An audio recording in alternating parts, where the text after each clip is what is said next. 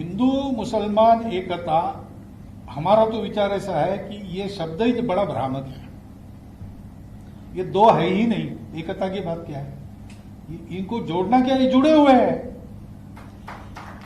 ये जुड़े हुए हैं। और ये जब मानने लगते हैं कि हम जुड़े हुए नहीं हैं, तब दोनों संकट में पड़ जाते हैं। बात यही हुई है।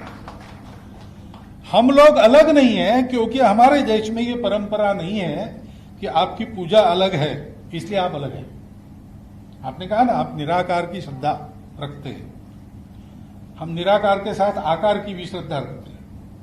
बात ऐसी है कि एक व्यक्ति के नाते मुझे मेरी श्रद्धा एक पर ही रखनी पड़ेगी, हिंदुओं में भी। अगर मैं निराकार मानता हूं तो मैं हिंदुओं के आकार भी नहीं मानूंगा, मेरे अकेले का जब तक प्रश्न। लेकिन मेरे समाज में आकार को मानने वाले लोग हैं, उनका मैं सम्मान करता हूं, उनकी श्रद्धा का आदर करता हूं। उनकी श्रद्धा का आदर करने से मेरी भक्ति पे कोई गड़बड़ नहीं होती।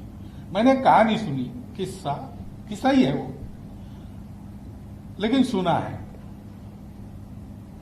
कि हजरत मूसा गुजर रहे थे एक रास्ते से, एक फटेहाल आदमी बैठा था और वो कहता था, भगवान मैं तुमको बुलाने से डरता हूं क्योंकि तुम आओगे उतने दूर से जन्नत से चलकर, तो तुम्हारे पैर दबाने के लिए हाथ तो है, लगाने के लिए तेल मेरे पास नहीं है।